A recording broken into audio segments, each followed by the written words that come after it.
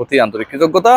কুল আপনার লাইফকে কুল করার জন্য নিয়ে এসেছে কুল ডিও স্টিক, যার অত্যাধুনিক অর্ডার ফাইটিং ফর্মুলা আপনার ঘামের দুর্গন্ধ দূর করবে এবং আপনাকে ফ্র্যাগনেন্স এনশিওর করবে 24 আওয়ার্স। এই আলোচনা করতে চাই বাংলাদেশ দলের ইতিহাসের সেরা ক্রিকেটারদের যদি একটা শর্ট লিস্ট করা হয়, সেখানটায় 5 জনের নাম থাকবে। মাশরাফি বিন মুর্তজা, তামিম ইকবাল খান, সাকিব আল হাসান, মুশফিকুর রহিম, মাহমুদুল্লাহ রিয়াদ।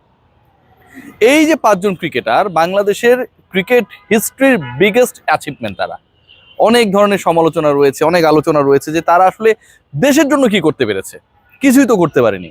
কিন্তু ওই ভাঙা পা নিয়ে মাশরাফির মাঠে নামা, মুশফিকুর রহিমের আত্মনিবেদন, ভাঙা হাত নিয়ে ব্যাট করতে নেমে যাওয়া তামিম ইকবালের, সাকিব আল হাসানের সারা বিশ্বে শুধু বাংলাদেশে না গ্লোবাল সুপারস্টার হয়ে ওঠা, বাংলাদেশের প্রত্যেকটা অবিস্মরণীয় জয়, ইভেন রানিং চ্যাম্পিয়ন্স ট্রফিতেও খেলা এনশিওর করার ক্ষেত্রে যে অদম্য ভূমিকা, কালজয়ী ভূমিকা, বিতর্কিত হয়েও আইসিসি ইভেন্টে যেভাবে অ্যাঞ্জেলো ম্যাথিউসকে টাইমড আউট করার সিদ্ধান্ত নিয়েছিলেন শুধুমাত্র চ্যাম্পিয়ন্স ট্রফিতে বাংলাদেশ যেন খেলতে পারে, এগুলো কোনো ব্যাখ্যা নেই। আর মাহমুদুল্লাহ রিয়াদ আনসাং হিরো। যে 5 জনের নাম বললাম তার 3 জন এবারে চ্যাম্পিয়ন্স ট্রফির আলোচনায় কোনোভাবেই নেই। মাশরাফি, সাকিব, তামিম আছেন 2 জন এবং যতটুকু আলোচিত তার থেকে অনেক গুণ সমালোচিত for their not performance, rather their shot selection. Mushfiqur Rahim, Mahmudullah রিয়াদের অবসর প্রয়োজন। 2025-এও কেন তার আন্তর্জাতিক ক্রিকেটে, সেই প্রশ্ন উঠছে। সেই প্রশ্ন শুধুমাত্র বাংলাদেশের মানুষজন, মিডিয়া তুলছে না, ইন্টারন্যাশনাল ক্রিকেটে রিটায়ার্ড ক্রিকেটার, লেজেন্ডারি ক্রিকেটার যারা, তারা সেই প্রশ্ন তুলছে। এবং বাংলাদেশ ক্রিকেট বোর্ড তারা সেই সিদ্ধান্তের পথে যে আলটিমেটলি এই 2 জন ক্রিকেটারকে একটা গুড বাই তারা দিতে চায় চ্যাম্পিয়ন্স ট্রফিতেই। আলোচনা যেটা হচ্ছে যে বাংলাদেশ তাদের চ্যাম্পিয়ন্স ট্রফি যে শেষ ম্যাচটা খেলবে, যেই ম্যাচটার প্রতিপক্ষ পাকিস্তান, সেই পার্টিকুলার ম্যাচই কি মাহমুদুল্লাহ এবং মুশির লাস্ট ম্যাচ কিনা। আমার কাছে যে তথ্য রয়েছে এবং যে গণমাধ্যমে রিপোর্টসগুলো হয়েছে, সেগুলোকে যদি একসাথে অ্যাকোমোডেট করে ডিসকাশন করি, 2 জন লেজেন্ডারি ক্রিকেটারের লাস্ট ম্যাচ হতে যাচ্ছে 27 ফেব্রুয়ারি এগেনস্ট পাকিস্তান, মোটামুটি শিওর। দেখুন, এই 2 জনের একজন টেস্ট খেলেন, সো তার ক্যারিয়ার, ইন্টারন্যাশনাল ক্যারিয়ার কিছুদিন হলেও থাকবে মুশফিকুর রহিম, কিন্তু ওয়ান ডেতে আলটিমেটলি আগামীকালের ম্যাচটাই এই 2 ক্রিকেটারের লাস্ট ম্যাচ, মোটামুটি শিওর। আবারও বলছি, এখন পর্যন্ত তারা টিম ম্যানেজমেন্টকে তারা যে শেষ ওয়ানডে খেলতে নামছেন বা নামবেন এ ব্যাপারে কোনো কিছু জানান নেই। মাহমুদুল্লাহ রিয়াদের তো পারফরমেন্স নিয়ে খুব বেশি প্রশ্ন তোলারও সুযোগ নেই। সবশেষ 5টা ওয়ানডে 4টায় টানা হাফ সেঞ্চুরি করেছেন, লাস্ট ম্যাচে খারাপ করেছেন। শর্ট সিলেকশন নিয়ে আলোচনা, ডাউন দ্য উইকেটে তার যাওয়া লাগবে কেন যখন টিম বিপর্যয়, ডিসকাশন কিন্তু ও কারণে হচ্ছে। আর মুশফিকুর রহিম, তিনি আদৌ ফর্মে নেই। 14টা ইনিংসের একটায় 50 পেয়েছেন, বাকিগুলোতে তিনি ঢুকছেন। সো বাংলাদেশ ক্রিকেট বোর্ড একদম মোটামুটি শিওর হয়ে আপনাদের সাথে শেয়ার করতে চাই, they are going to take a decision and they are going to make a conversation if Mahmudullah এবং মুশফিক আজকের মধ্যে যদি না জানিয়ে দেন টিম ম্যানেজমেন্টকে যে আগামীকালের ম্যাচটাই তাদের আন্তর্জাতিক ওয়ানডেতে শেষ ম্যাচ, তাহলে বাংলাদেশে ফেরার পরই তাদের সাথে ডিসকাশন করবে। হতে পারে সেই ডিসকাশনে যদি অ্যামিয়েবল সিচুয়েশন তৈরি হয়, সেই ক্ষেত্রে বাংলাদেশ ক্রিকেট বোর্ড তাদের জন্য নেক্সট যে ওডিআই সিরিজটা বাংলাদেশ খেলবে হোমে অর অ্যাওয়েতে, সেখানটা একটা বিশেষ সম্মাননা রেখে সেখান থেকে তাদেরকে বিদায় দিবে, প্ল্যান নাম্বার 1।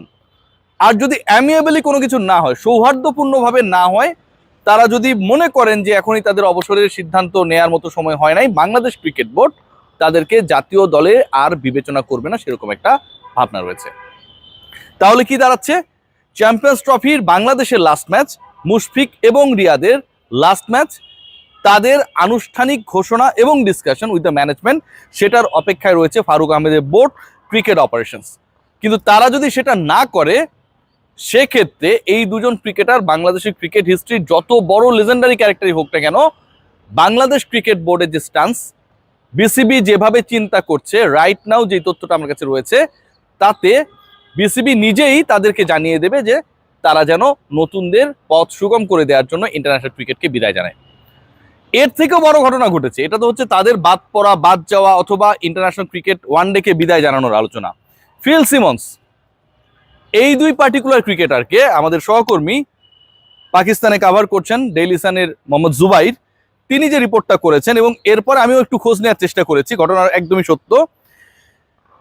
ফিল সিমন্স দুজন ক্রিকেটারের শর্ট সিলেকশন এবং তাদের মেন্টালিটি, অবদান, পারফরমেন্স, এক্সিকিউশন, সিচুয়েশন রিড করা, প্রত্যেকটা বিষয় নিয়ে after losing the match against New Zealand সকল ক্রিকেটারের সামনে যে স্টাফসরা ড্রেসিং রুমে অবস্থান করছিল আফটার ম্যাচ, তাদের অনেকটা মেধহীনভাবে কোনো ধরনের রাগ ঢাক না রেখেই সমালোচনা করেছেন।